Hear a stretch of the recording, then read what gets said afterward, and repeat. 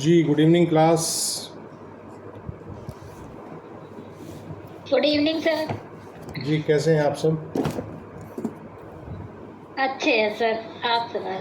चलिए, I am also fine, fantastic. जी चलिए क्लास शुरू करते हैं। लास्ट क्लास में हम लोग डिस्कस किए थे कहाँ तक? 304 ए तक हम लोग देख चुके हैं भाई। आईपीसी 304 ए। कौन सा अध्याय हम पढ़ रहे हैं कल्पना चौहान आईपीसी का? सर 16। अध्याय 16 क्या कहता है रीति? अध्याय 16 क्या कहता है? offense against a human body. बहुत बढ़िया। कुल कितनी धाराएं हैं शोभित इस अध्याय में?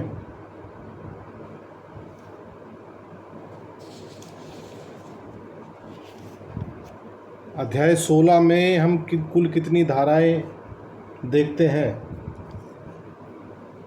79 सर। बहुत बढ़िया, 79 कुल सेक्शन हैं इस अध्याय में।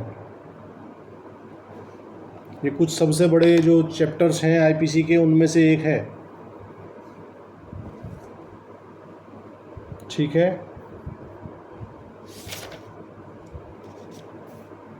तो अब जो धारा 304 ए तक हम देख चुके हैं भाई। उपेक्षा द्वारा मृत्यु कारित करना हम लास्ट क्लास में डिस्कस कर चुके हैं। और आज हम one of the most important section है 304 बी, दहेज मृत्यु के बारे में डिस्कस करेंगे क्लास में। डाउरी डेथ, ठीक है ना। सबसे पहले तो दहेज मृत्यु के बारे में एक मिथक हम लोग सोसाइटी में देखते हैं कि दहेज मृत्यु को दहेज हत्या बोलते हैं हम लोग। मोस्ट ऑफ द पीपल जो है वो दहेज हत्या शब्द यूज करते हैं। That is wrong. Legally the word is dowry death. दहेज मृत्यु शब्द है, ठीक है। और एक और मिथक हम लोग सामना सामना होता है कि जी 7 साल तक ही दहेज का मामला हो सकता है, उसके बाद तो दहेज का मामला हो नहीं सकता। तो ये भी एक मिथक है सोसाइटी में। 7 वर्ष तक दहेज मृत्यु वाला मामला होता है, दहेज वाला मामला तो कभी भी हो सकता है। दहेज की डिमांड किसी भी उम्र में की जा सकती है, किसी भी उम्र में उसका मुकदमा दाखिल किया जा सकता है। तो जो डाउरी डेथ है ये इंट्रोड्यूस किया गया आईपीसी में by dowry prohibition amendment act 1986। 1986 के एक एक्ट द्वारा इस धारा को यहाँ इंदराज किया गया, एंट्री किया गया, इसको यहाँ इंट्रोड्यूस किया गया, ठीक है।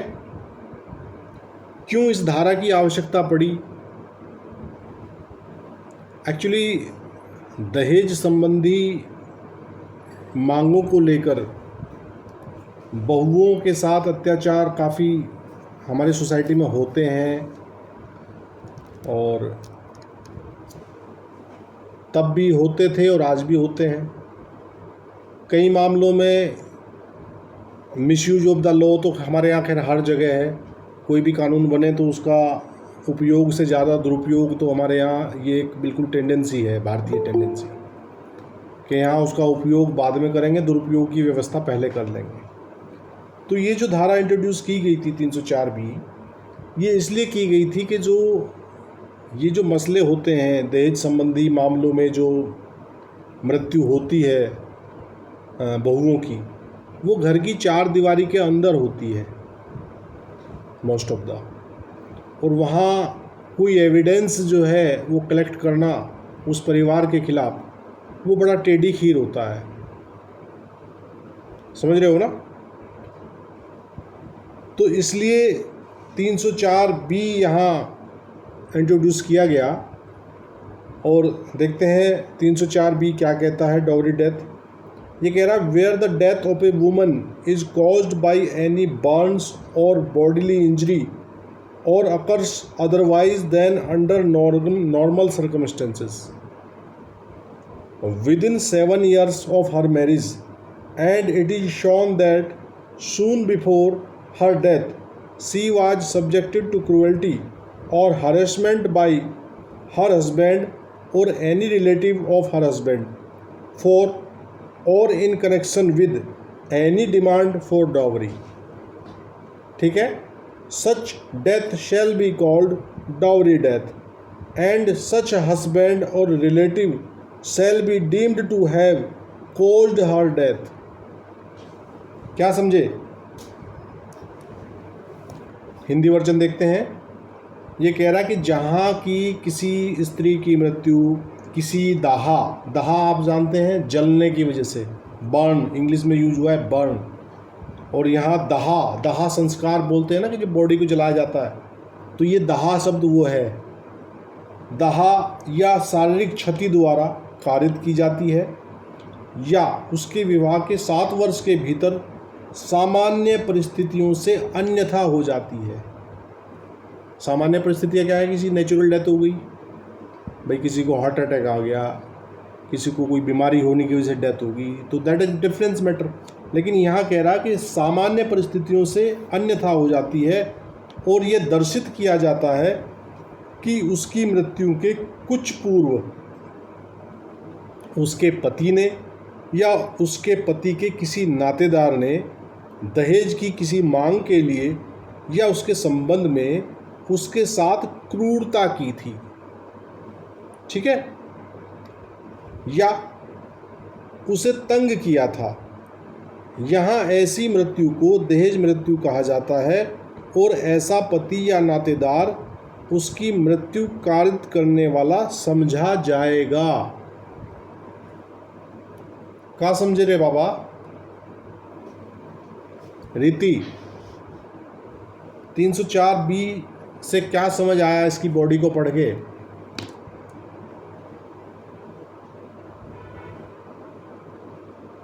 जी बोलो भाई। जी सर। हाँ अमित। इसी मैरिड जो वुमेन है, इसमें सबसे पहली चीज जो इंग्रेडिएंट है वो है कि उसके साथ क्रूरटी की गई हो उसकी मृत्यु से पहले। सुन भी यहाँ से शुरू होती है, और शादी के 7 साल के भीतर या उसको शादी के 7 साल भी ज्यादा भी हो गए हो, लेकिन जला के या शारीरिक क्षति पहुंचाकर मृत्यु की गई, अननेचुरल डेथ हो, तो वो दहेज मृत्यु के अंतर्गत आएंगे। उसके जो परिजन है, पति है या उसके वो रिश्तेदार है, वो उसके लिए बियॉन्ड 7 ईयर्स भी। जी, बियॉन्ड 7 ईयर्स मतलब 7 साल के बाद भी एक ऐसा होता है। यस, अगर वो जलाते हैं या ऐसी शारीरिक क्षति है तो 7 साल के बाद भी आ सकते हैं। देखिए यहाँ जो सेक्शन हम अमित पढ़ रहे हैं, सेक्शन में तो सीधा सीधा लिखा हुआ है कि 7 वर्ष के भीतर ये ऐसा कृत्य होना चाहिए, है ना? तो सर इसमें या आया है क्या? आप उससे पहले पढ़िएगा। क्या? जहाँ किसी स्त्री की मृत्यु किसी दाह या शारीरिक क्षति द्वारा कारित की जाती है या उसके विवाह के 7 वर्ष के भीतर सामान्य परिस्थितियों में। जी जी जी जी हाँ, ये कह रहा है where the death of a woman is caused by any burns और bodily injury or occurs otherwise than under normal circumstances within 7 years of her marriage। हाँ अमित सही कह रहे हैं आप। यहाँ 7 वर्ष की परिस्थितियाँ तो उसके लिए है कि जहाँ नॉर्मल परिस्थितियों से भिन्न उसकी मृत्यु हो जाती है। जी क्यों शोभित?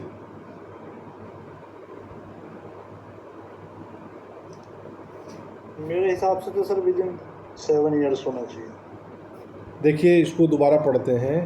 ये कह रहा है कि जहाँ किसी स्त्री की मृत्यु किसी दाह या शारीरिक क्षति द्वारा कारित की जाती है या उसके विवाह के 7 वर्ष के भीतर सामान्य परिस्थितियों से अन्यथा हो जाती है। ये जो और शब्द बीच में आया है, ये 2 डिफरेंस परिस्थितियों को जो है अलग अलग कर रहा है।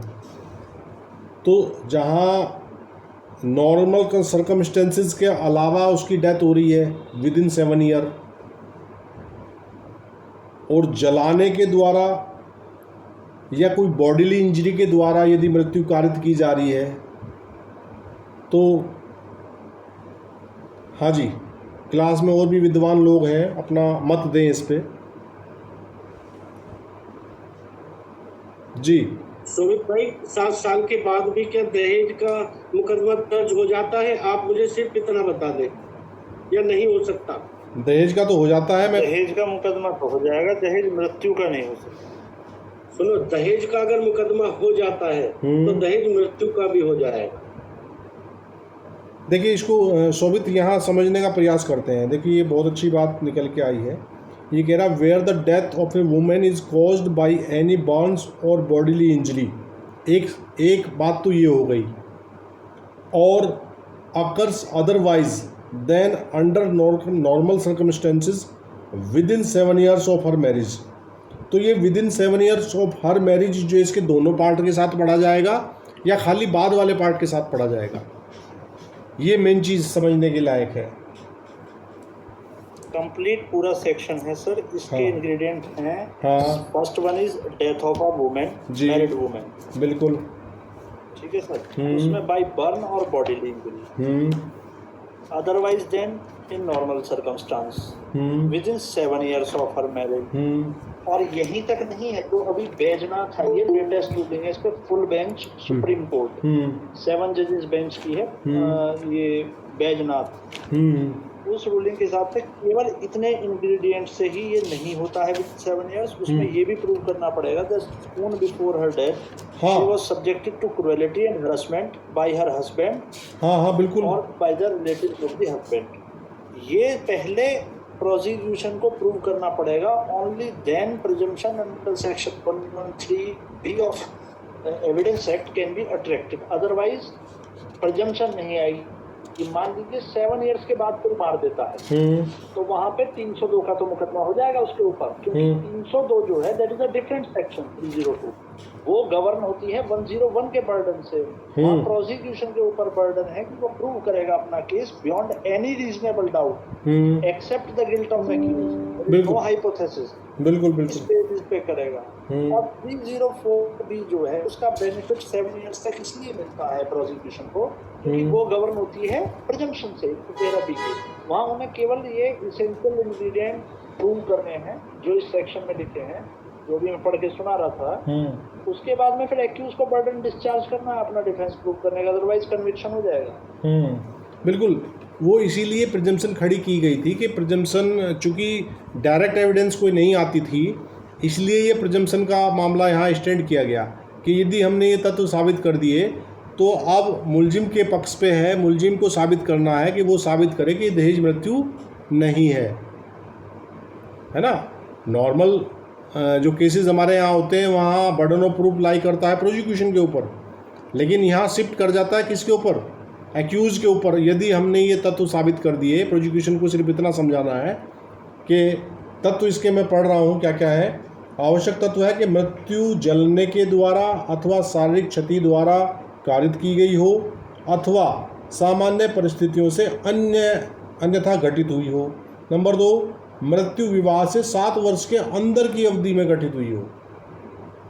ठीक है, तो अमित 304B के लिए ये आवश्यक तत्व है कि मृत्यु जो है विद इन 7 years हुई हो, तभी ये मामला पिक्चर में आएगा। और यह दर्शाया जाना भी आवश्यक है कि मृत्यु से ठीक पहले उसके पति द्वारा या पति के किसी संबंधी द्वारा उस महिला के साथ क्रूरता की गई हो। ठीक है, और इस धारा के प्रयोजनों हेतु क्या क्रूरता किस संबंध में है, वो दहेज के संबंध में क्रूरता होनी चाहिए। दहेज के लिए उसे तंग किया गया हो, दहेज की मांग की गई हो।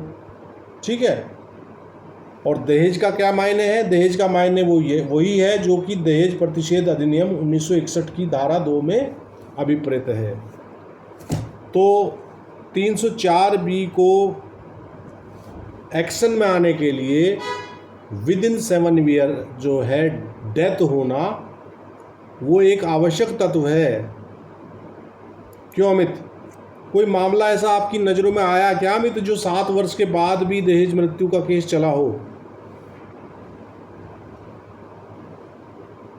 ऐसा है सर, जो 304 बी के साथ एविडेंस एक्ट का भी 113 भी अलग से प्रोविजन है। हाँ 113 बी की वही तो प्रिजम्पशन तो वहीं से खड़ी होगी ना। जी जी जी जी। तो अब अगर दहेज का मुकदमा हमारा स्टैंड कर सकता है तो दहेज मृत्यु का क्यों नहीं कर सकता?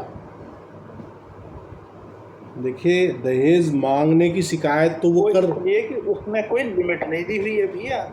498A में जो है उसमें कोई टाइम लिमिट उन्होंने टाइम बाउंडेशन रखी हुई है। हाँ। यहाँ विदिन 7 ईयर्स, यहाँ 7 साल की बाउंडेशन ये है। मान के चले हैं जी, वो ये मान के चले हैं जो लॉ मेकर्स हैं कि 302 तो है ही है अगर मर्डर है। अगर आप देखें मर्डर में भी within 4 walls of the house होता है मर्डर, तो वहाँ पे 106 का भी बर्डन है एविडेंस एक्ट का, वहाँ भी बर्डन है कि उसके ऊपर शिफ्ट हो जाएगा। लेकिन स्पेशल एक सेक्शन इसलिए बनाया ताकि डाउरी डेथ के लिए स्पेशल प्रिजम्पशन को अट्रैक्ट किया जा सके। तो देखिए इसको फिलहाल इस पे इतना डिस्कशन बढ़िया है, अभी पढ़ने के लिए समझने के लिए एग्जाम जगह पे इसमें आई थिंक 6 से 7 जगह पे इसमें और वर्ड का यूज है।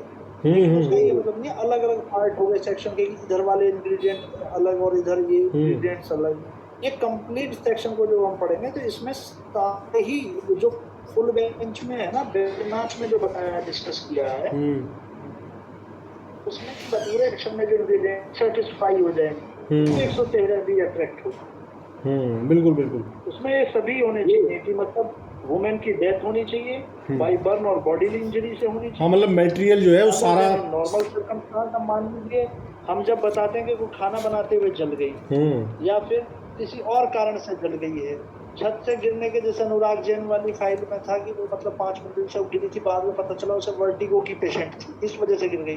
तो ये भी एक और है, शिवानी करके एक और रूलिंग है, उसमें है कि मतलब अगर एक वाइफ ट्रेन के आगे आ जाए, कोई रोड एक्सीडेंट में मर जाए, उसकी फ्लाइट क्रैश हो जाए, विदिन 7 ईयर्स ऑफ मैरिज हो जाए, सब कुछ हो जाए और उसमें भले ही उसे दहेज के लिए प्रताड़ित भी किया जा रहा, तो भी ये ऐसा नहीं है 304 भी अट्रैक्ट हो जाएगी। सारे ही इंग्रेडिएंट सेटिस्फाई होने चाहिए। मतलब ऐसा भी तो है बहुत सारे केसों में जो 306 और 498A 304 भी ना लगा करके उसको लगा देते हैं कि एक बार 306 में कोई भी टाइम बाउंडेशन नहीं है, 498A में कोई भी टाइम बाउंडेशन नहीं है, लेकिन 304B में टाइम बाउंडेशन 7 साल का है। टाइम बाउंडेशन इसीलिए स्पेशल सेक्शन है ये। ठीक है ना, बिल्कुल एक मतलब ऑन एन एवरेज टाइम रखा है इस धारा के लिए कि भाई 7 साल का समय एक काफ़ी पर्याप्त समय होता है। इसका बेनिफिट होता है जो कहते हैं ना 7 ईयर्स के बाद थोड़ा कम हो जाता है, इतना है कि प्रिजम्पशन ड्रॉ नहीं होगी। बस मान लीजिए अगर वो घर में मालूम हो गया कि एक्यूज की भी प्रेजेंस है, बाकी 2 लोग की और है और उसमें एक डेड बॉडी मिलती है, तो 106 का प्रिजम्पशन आ गया, फिर भी प्रिजम्पशन। बिल्कुल भाई, विशिष्ट तथ्य के बारे में तो आप बताएंगे ना कि क्या मामला है। जी जी सर। तो ये क्लियर हो गया कि भाई 7 ईयर्स के अंदर ही 304B लगेगी। 7 ईयर्स के अंदर जो है वो मृत्यु होनी आवश्यक है, विवाहिता स्त्री होनी आवश्यक है। उसको 498 में भी रूलिंग आई थी, उसमें स्पष्ट किया गया था कि 3 स्टेजेस हैं डाउरी डिमांड के। डिमांड ऑफ डाउरी ये बिफोर मैरिज भी हो सकती है, at the time of marriage हो सकती है, after the marriage and after the marriage हो सकती है। उसका कोई टाइम बाउंडेशन नहीं है कि वो 2 साल 4 साल 6 साल में मांगे, कभी भी मांग सकता है जब तक कि मैरिज सर्वाइव कर रही है। भाई शादी से पहले मान लीजिए सगाई के टाइम भी तो लोग अपनी डिमांड्स रख देते हैं ना। रिश्ते के टाइम ही मांग लेते हैं सर। रिश्ते के टाइम एक ने मांगा तो नहीं था, एक हमारे मित्र ने, उसने रिश्ते से इनकार किया, तो वो लड़की वालों ने कहा अच्छा तू इनकार करेगा 498 है, और वो भागा फिर रहा, कह रहा जी मेरा तो कोई मतलब ही नहीं है शादी का भी, मैं मतलब कुंवारा ही 498 झेलूंगा। हाँ वो पहले ही कह देते हैं ना कि बारात का स्वागत पान पराग से होना चाहिए। जी जी जी बिल्कुल सर।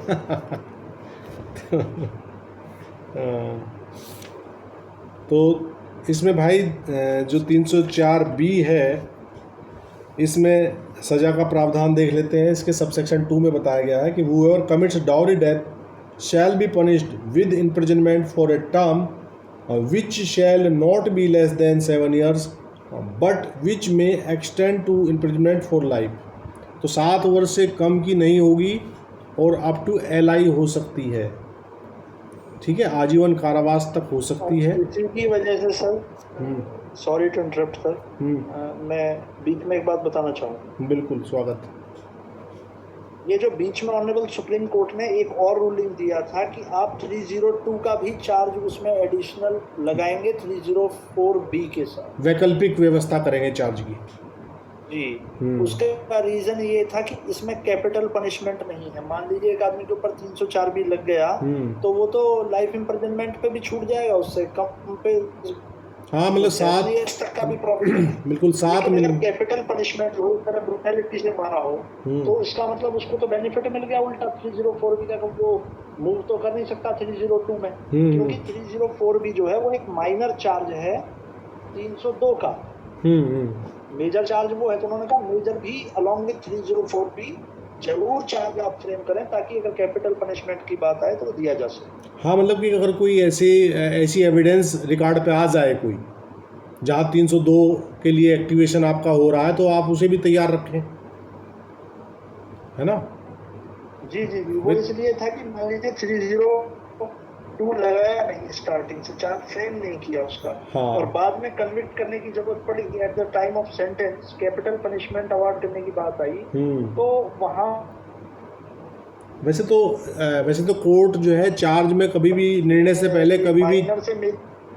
पहले कभी भी चार्ज को अमेंड कर सकती है कोर्ट, लेकिन वो कुछ मामलों में देखा है। लेकिन सर जब माइनर से अगर मेजर में जाएंगे, हाँ, तब ये व्यवस्था है 217 में कि रीट्रायल हो जाएगा। वो तो हाँ, सारे गवाह बुलाए जाएंगे, सारा अगर ऑलरेडी लगा हुआ है तो फिर आपको वो दोबारा मेजर है चार्ज, हाँ, तो मेजर से माइनर में तो आ सकते हैं बिल्कुल, लेकिन माइनर से मेजर में जाने पे क्या वो एग्जामिनेशन का राइट मिला। एक तरह से आप जो है ना, मेजर पे नहीं जा सकते। एक तरह से आप घूम फिर के फिर आप शुरुआत पे आ जाओगे एकदम ट्रायल के। जी, चलिए अगला सेक्शन 305 देखते हैं। ये अबेटमेंट ऑफ सुसाइड की बात कर रहा है और ऑफ चाइल्ड और इंसेन पर्सन की बात कर रहा है। विशेष तौर से शिशु या उन्मत्त व्यक्ति की आत्महत्या का दुष्प्रेरण की बात करता है 305, ठीक है।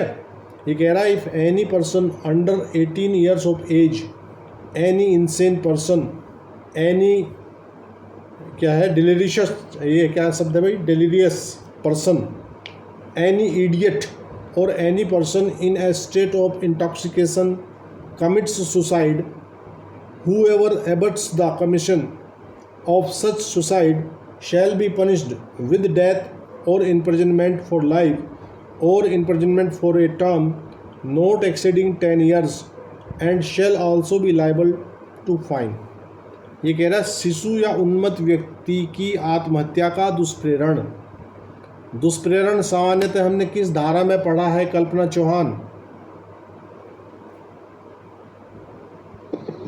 सर 107। बहुत बढ़िया। ये कह रहा है कि यदि कोई 18 वर्ष से कम आयु का व्यक्ति, कोई उन्मत्त व्यक्ति, कोई विपर्यस्त चित्त व्यक्ति, कोई जड़ व्यक्ति या कोई व्यक्ति जो मत्तता की अवस्था में है आत्महत्या कर ले, तो जो कोई ऐसी आत्महत्या किए जाने का दुष्प्रेरण करेगा वह मृत्यु या आजीवन कारावास या कारावास से जिसकी अवधि 10 वर्ष से अधिक की न हो सकेगी दंडित किया जाएगा और जुर्माने से भी दंडनीय होगा। तो भाई यहाँ एक विशेष व्यवस्था बताई गई है कि या क्या किस सेक्शन में है सर? 305 305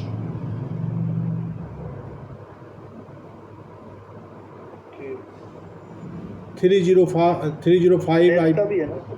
क्या कह रहे? डेथ का शायद आपने नहीं बोला इसको। हाँ, मृत्यु मैं बोल रहा हूँ ना, किए जाने का दुष्प्रेरण करेगा वह मृत्यु या आजीवन कारावास या कारावास से जिसकी अवधि 10 वर्ष से अधिक की ना हो सकेगी दंडित किया जाएगा और जुर्माने से भी दंडनीय होगा। जी,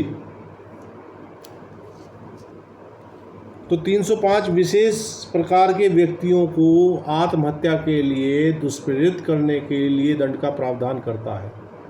विशेष प्रकार के व्यक्ति कौन कौन इसमें आए हैं? शिशु है। शिशु कितने को माना है? 18 वर्ष से कम आयु के व्यक्ति को यहाँ शिशु माना है। या उन्मत्त व्यक्ति है, कोई इंटॉक्सिकेशन की अवस्था में है, कोई पागल है, जड़ है ना।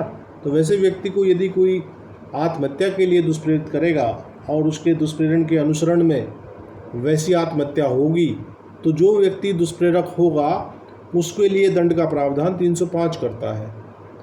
तो आप ध्यान रखिएगा, सामान्यतः हम 306 पे वजन रखते हैं, 306 को ध्यान रखते हैं आत्महत्या के दुष्प्रेरण के लिए।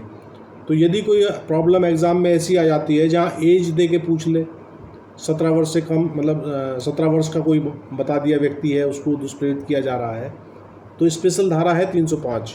या जड़ व्यक्ति है, मूर्ख व्यक्ति है, पागल व्यक्ति है इस तरह का, या नशे में कोई मत है व्यक्ति, मतता की अवस्था में है, तो इस प्रकार के व्यक्ति को यदि आप मुझे अभी इस समय याद नहीं है सर, इसमें इंटॉक्सिकेशन के साथ साथ वो आदमी भी है अगर किसी को साइकोलॉजिकली जैसे हिप्नोटाइज वगैरह करके ऐसा कर तो उसको भी माना गया है। बस जिसका अपने दिमाग से नियंत्रण खत्म कर दिया है वो किसी भी तरीके से है भाई। हिप्नोटाइज में क्या करता है व्यक्ति? दूसरे के दिमाग को कंट्रोल में लाता है ना अपने। इसी प्रक्रिया को तो हिप्नोटिज्म कहा गया है। जी सर, है ना। तो वहाँ हिप्नोटाइज किया और उसे आत्महत्या के लिए धकेल दिया, तो नेचुरल सी बात है कि 305 में ही मामला जाएगा वो भी।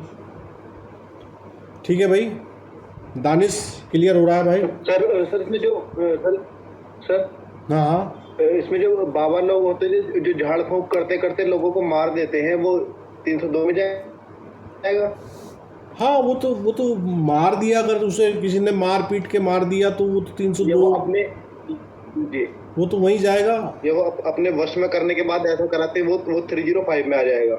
देखिए, अगर वो आत्महत्या कर रहा है बंदा सामने वाला तब आएगा 305। तो 305 के लिए सुसाइड शब्द जरूरी है, सुसाइड होना जरूरी है।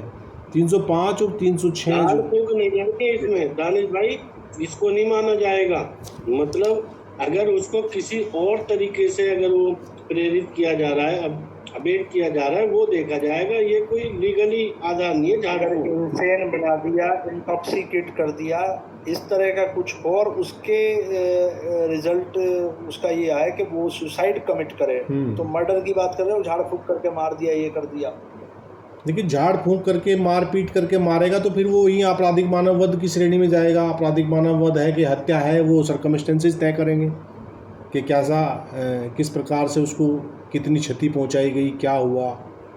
तो यहाँ आप 305 और 306 जो हम पढ़ रहे हैं वो सुसाइड के विषय में बात हो रही है। यहाँ किसी व्यक्ति के द्वारा आत्महत्या किया जाना जरूरी है, और आत्महत्या के लिए जो व्यक्ति दुष्प्रेरित करेगा उसके लिए दो धाराएं 305 और 306 बताई हैं।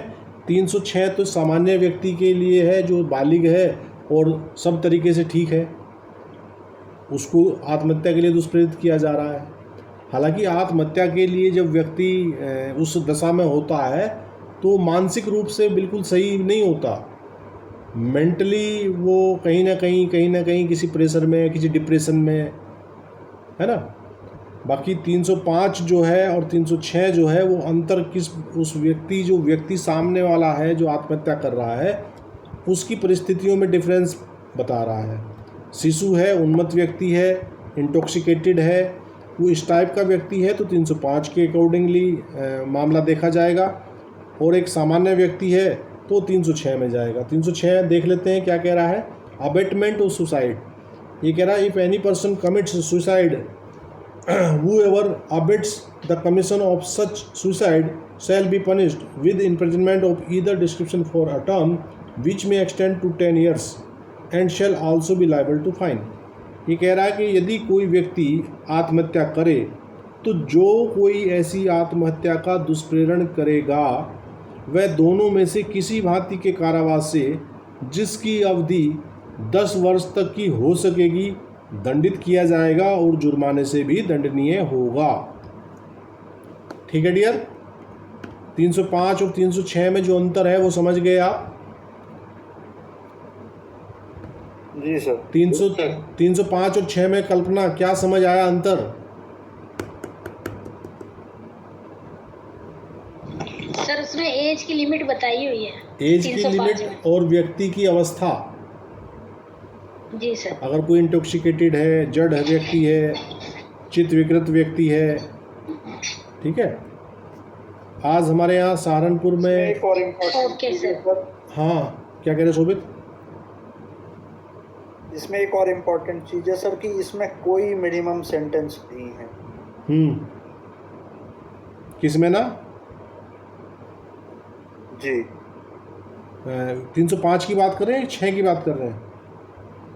6 की बात मैं कर रहा हूँ।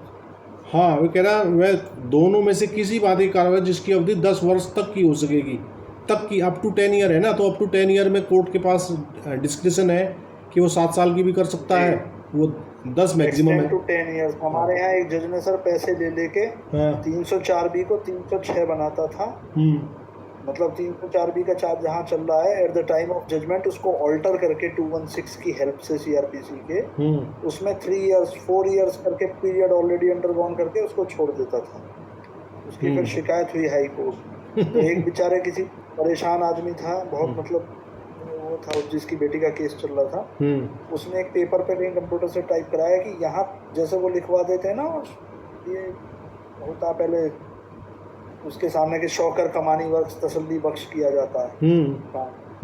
तो वो बहुत लिखवाते थे डायलॉग, तो उसने लिख के लाया था उससे कंप्यूटर से कि यहाँ 304B का 306 तसल्ली बख्श बनाया जाता है।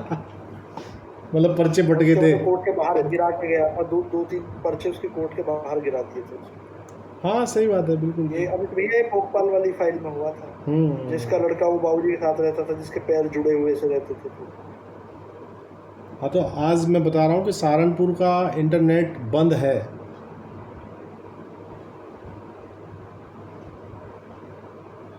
फिर आप कहाँ से इस्तेमाल कर रहे हैं सर? मैं तो वाईफाई यूज़ कर रहा हूँ, वाईफाई बंद नहीं है, लेकिन जो मोबाइल का डाटा है वो मिहिर भोज प्रकरण में हमारे यहाँ गुर्जर गौरव यात्रा और राजपूत गौरव यात्रा निकाली गई आज।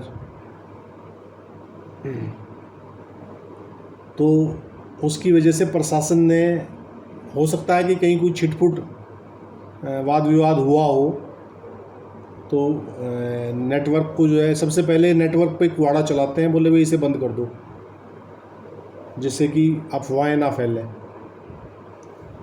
कल सर दिल्ली में भी एक ब्रूटल मर्डर हुआ है लड़की का। हाँ बड़ा वीडियो न्यूज़ पे आ रहा है। हाँ, कोई नाबालिग लड़की को ईंट पत्थर से कुचल के मार दिया गया, वही है ना? चाकू से 40 वार किए हैं और पत्थर से कुचला है पब्लिकली। तो हीनियस क्राइम है, इन लोगों को तो एकदम से शूट के ऑर्डर होने चाहिए। बस क्या करें अमित, ऐसी व्यवस्था हमारे कानून में है नहीं यहाँ। तो चलिए अगला सेक्शन जो है, one of the important section है 307 अटेम्प्ट टू मर्डर, हत्या करने का प्रयत्न। ठीक है, हत्या को हमने किस धारा में पढ़ा है एनु?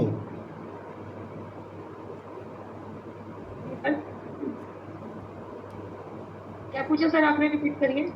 हत्या को हमने किस धारा में पढ़ा है? 300 में सर। 300 में उसकी परिभाषा है और 302 में उसकी, 303 में सर। नहीं 302 में है सजा।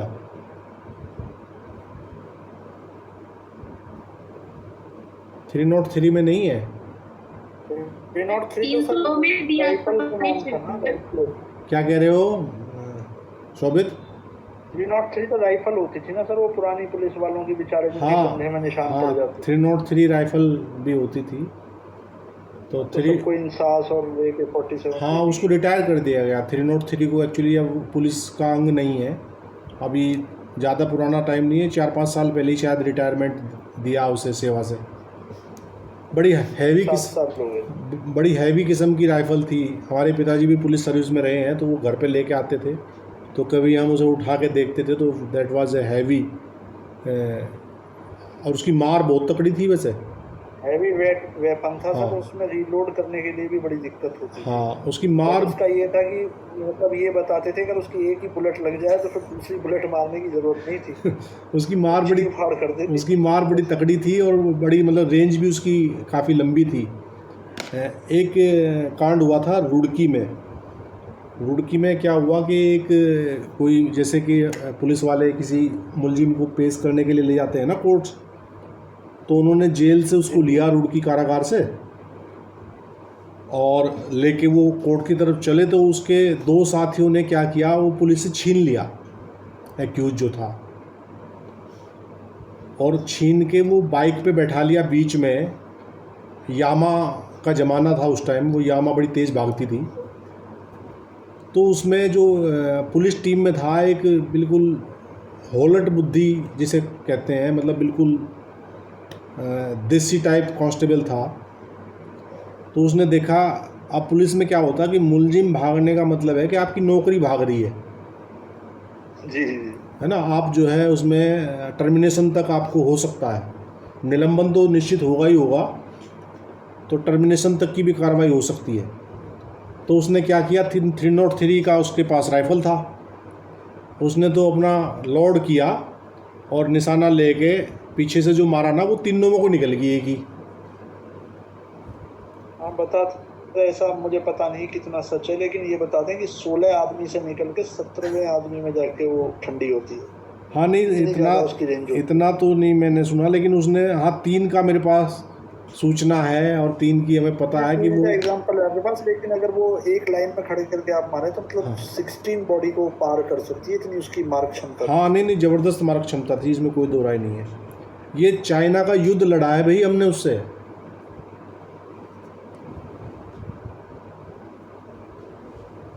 है ना। 1962 में जो हमारी सेना के पास थी ये 303, तो सर सभी जो वेपन है इन सबकी कारगर रेंज होती है।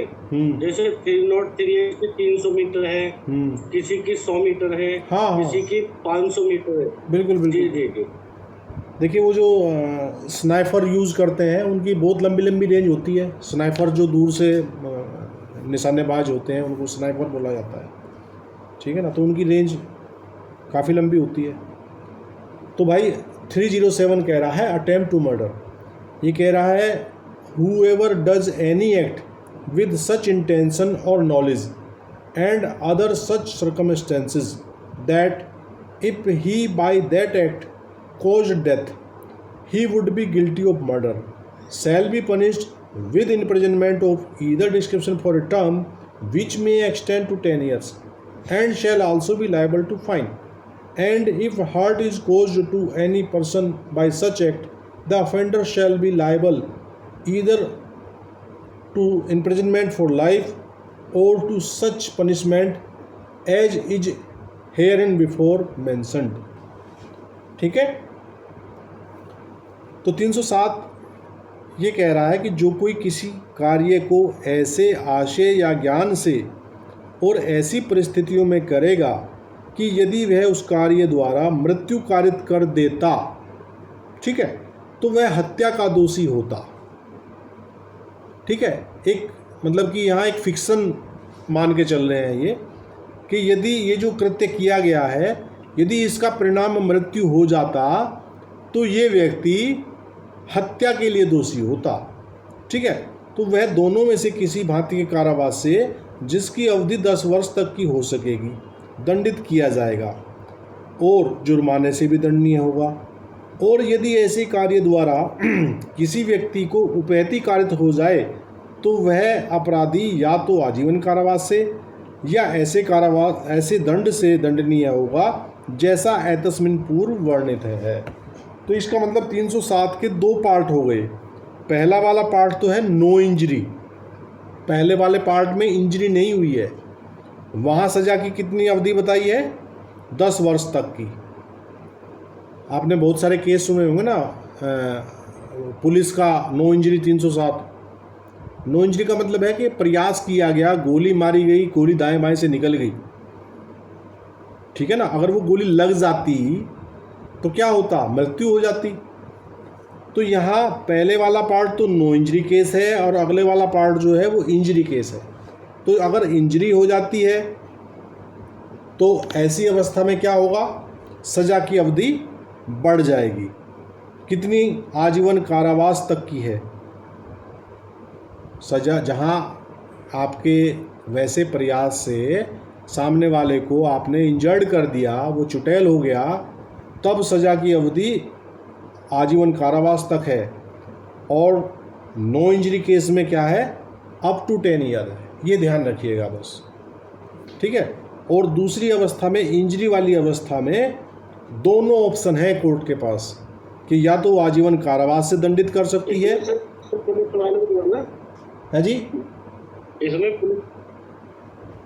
जो पुलिस वाले से मुठभेड़ के केस होते हैं आर्म्स फायर के, उनमें अक्सर पुलिस के कान से गोली निकल जाती है। बस वो नो इंजरी, वो सब 307 के इसी में आते हैं। हाँ, वो 307 के पहले वाले पार्ट में आ जाएंगे, नो इंजरी केस वाले में।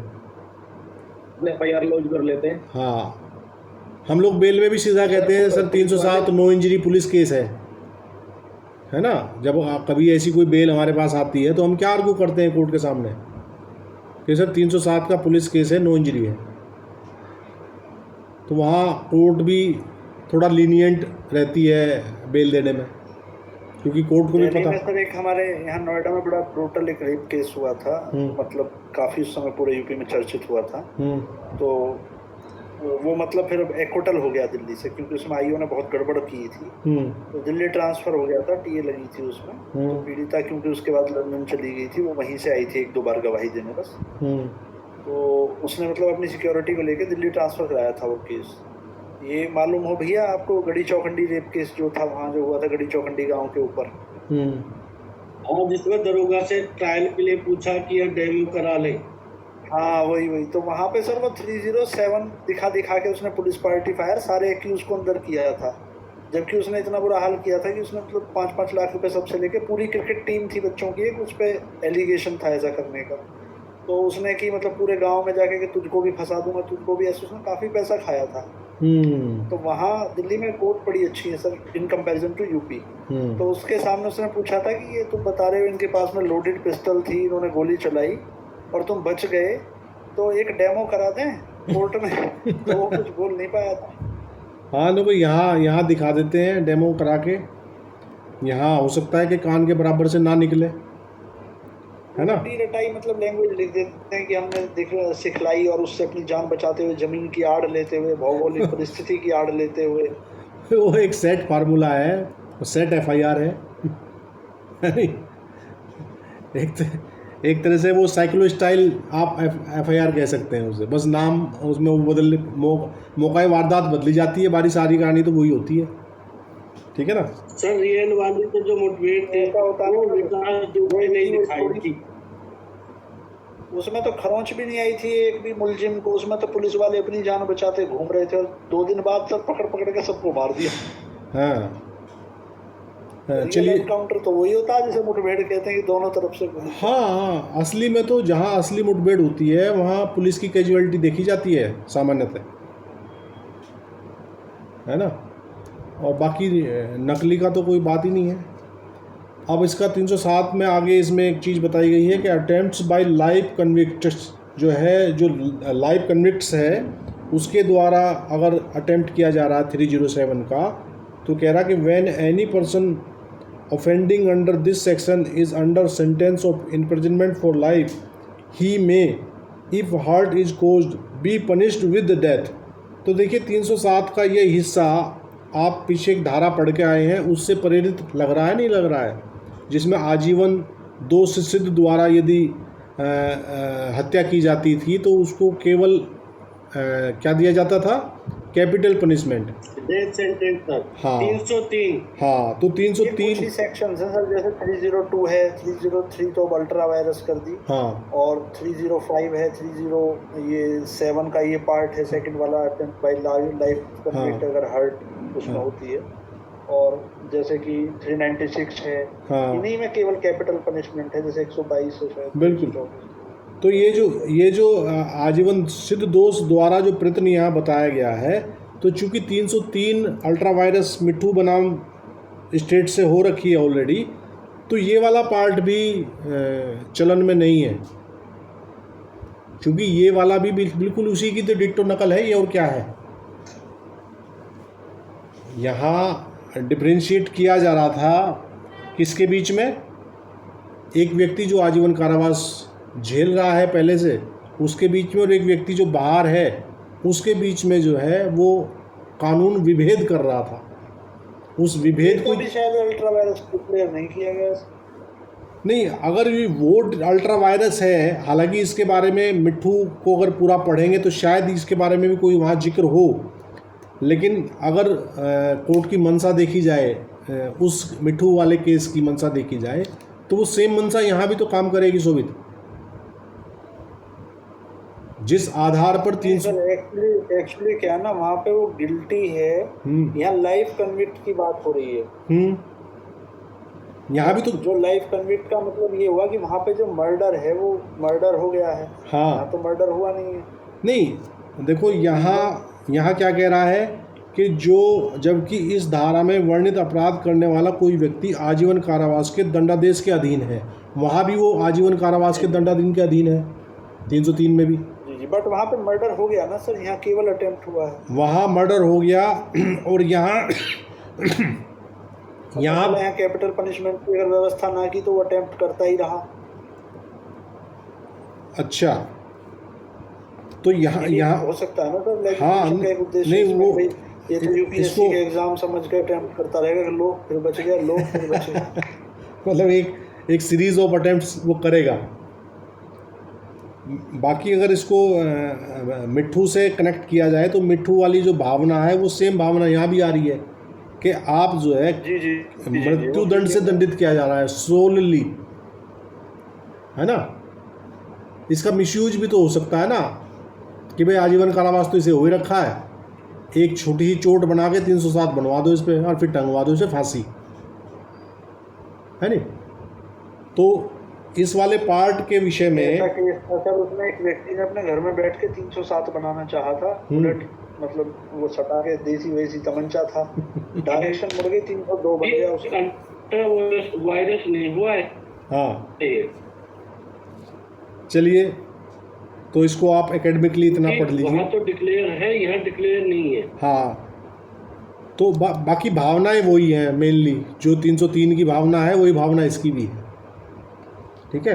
लेकिन अभी तो ये है ना सर, अभी तो प्रिवेल करेगा ये। हाँ, ये जिंदा है अभी, 303 तो सस्पेंडेड है, लेकिन मैं आपको ये बता रहा हूँ कि आप जो है उस बात को कोर्ट नज़र में इसको भी रखते हुए पढ़ेगा कि भाई 303 अगर मिट्ठू ने उड़ा दिया है। वैसे मिट्ठू को अगर डीपली मैंने मिट्ठू को पूरा नहीं पढ़ा, सिर्फ इसी अंदाज से पढ़ा है कि मिट्ठू ने 303 को जो है अल्ट्रा वायरस कर दिया है, तो उसको डीपली पढ़ के देखेंगे शायद कहीं इस धारा का भी कहीं कोई, हालांकि अगर होता तो यहाँ टिप्पणी में लिखा होता, ठीक है। तो इसको आप जिंदा समझते हुए पढ़ें, इसको अभी आप जो है सस्पेंडेड ना माने, ठीक है। तो इसका इलस्ट्रेशन देख लेते हैं 307 का। ये कह रहा है A shoots at Z with intention to kill him under such circumstances that if death ensued A would be guilty of murder, A is liable to punishment under this section. ये कह रहा है ये का वध करने के आशय से के उस पर ऐसी परिस्थितियों में गोली चलाता है कि यदि मृत्यु हो जाती तो वह के हत्या का दोषी होता, ठीक है ना। तो के इस धारा के अधीन दंडनीय है। क्या समझे भाई, वो उसके पास कोई मतलब अपवाद की कोई अवस्था भी नहीं थी कि भाई वो अपवाद में कोई उसका मामला चला जाता। तो परिस्थितियां ऐसी थी कि यदि मृत्यु हो जाती तो वो हत्या के लिए लायबल होता। तो यहाँ मृत्यु नहीं हुई है, तो वो इस धारा 307 के अंतर्गत जो व्यवस्था दी गई है उसके अधीन दंडनीय उसे बनाया जाएगा, उसको सज़ा यहाँ के द्वारा दी जाएगी। दूसरा कह रहा है बी, ये कह रहा है A with the intention of causing the death of a child of tender years exposes it in a desert place, A has committed the offence defined by this section though the death of the child does not ensue. ये कह रहा है कि एक कोमल वयस्क के शिशु की मृत्यु करने के आशय से उसे एक निर्जन स्थान में आरक्षित छोड़ देता है, ठीक है। कै ने इस धारा द्वारा परिभाषित अपराध किया है, यद्यपि परिणाम स्वरूप उस शिशु की मृत्यु नहीं होती। देखिए, अगर किसी शिशु को आप ऐसे स्थान पर छोड़ दोगे, निर्जन स्थान पर छोड़ दोगे, तो बहुत संभव है कि वो व्यक्ति, वो जो शिशु है, कि या तो उसको कोई जानवर वगैरह खा जाए या फिर वो भूख से मर जाए। बहुत सारी परिस्थितियां हो सकती हैं। तो यहाँ मामला उसकी डेथ नहीं होती है तो वो यहाँ 307 में आ जाएगा, और डेथ अगर हो जाती है तो फिर तो वो 302 में चला जाएगा। यहाँ अवस्थाएं वो हैं 307 में कि जहाँ मृत्यु तो नहीं हुई है, लेकिन यदि मृत्यु हो जाती तो वो हत्या में उसे पढ़ा जाता, वो हत्या के अंतर्गत आती। सी लिस्टेशन कह रहा है कि A intending to murder Z buys a gun and loads it, A has not yet committed the offence. A fires the gun at Z, he has committed the offence defined in this section, and if by such firing he wounds Z, he is liable to the punishment provided in the later part of the first paragraph of this section। ये कह रहा है कि यह कि हत्या का आशय रखते हुए के एक बंदूक खरीदता है और उसको भरता है। कै ने अभी तक कोई अपराध नहीं किया है। भाई, आप बंदूक खरीदें, उसे लोड करें, तब तक आपका कोई अपराध नहीं है। यह पर कै बंदूक चलाता है। अब जैसे ही उसने फायर कर दिया तो इसने इस धारा में परिभाषित अपराध कर दिया, ठीक है। तो यहाँ दो परिस्थितियाँ उत्पन्न होती हैं। यदि बंदूक की गोली दाएं बाएं से निकल गई तो आप पहले वाले पार्ट से डील होगे। 307 का जो पैराग्राफ है उसके दो हिस्से हम पढ़ के आए हैं, एक तो नो इंजरी केस, एक इंजरी केस। तो ये कह रहा है कि और यदि इस प्रकार गोली मारकर वह यह को घायल कर देता है, तो यहाँ उसको बाउंड कर दिया, घायल कर दिया, तो वह इस धारा के प्रथम पैरे के पिछले भाग द्वारा उपबंधित दंड से दंडनीय होगा। क्या समझे कल्पना?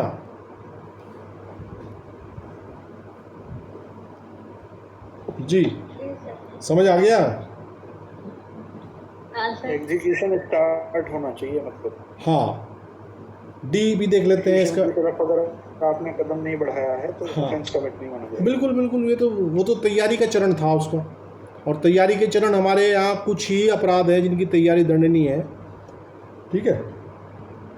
तो डी कह रहा है A intending to murder Z by poison purchases poison and mixes the same with the food which remains in A's keeping, A has not yet committed the offence in this section. A places the food on जेड्स table और delivers it to जेड्स servants to place it on Jed's table, A has committed the offence defined in this section। यहाँ कह रहा कि विष द्वारा यह की हत्या करने का आशय रखते हुए कै विष खरीदता है और उसे उस भोजन में मिला देता है, ठीक है, जो कै के अपने पास रहता है। अभी वो कै के पास ही है, ठीक है। तो कै ने इस धारा में परिभाषित अपराध अभी तक नहीं किया है, वो तैयारी का ही चरण है अब तक। विष खरीद के लाना, भोजन में मिक्स करना, ठीक है। कै उस भोजन को यह की मेज़ पर रखता है या उसको यह की मेज़ पर रखने के लिए यह के सेवकों को प्रदत्त करता है। तो कै ने इस धारा में परिभाषित अपराध कर दिया। अगर उसने खुद परोस दिया ले जाके, या उसके सर्वेंट को दे दिया कि लो भाई साहब को दे दो ले जाके, साहब खा के सो जाएंगे इसे, तो जैसे ही उसने वो एक्ट किया वैसे ही इस धारा के अंतर्गत आने वाला अपराध उसने कर दिया।